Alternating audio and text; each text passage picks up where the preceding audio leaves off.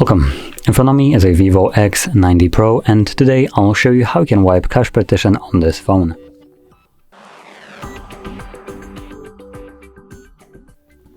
So to get started, press power key and volume up at the same time, and from here select power off.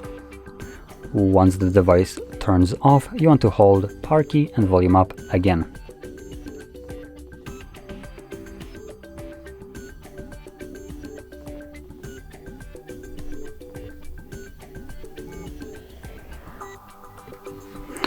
Once it boots us into fastboot, you want to use volume down to select the second option, and then confirm it with power button.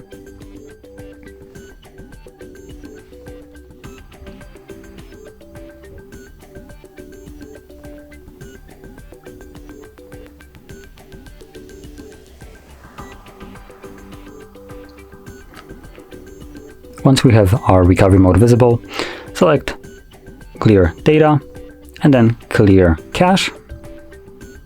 Okay, cleared.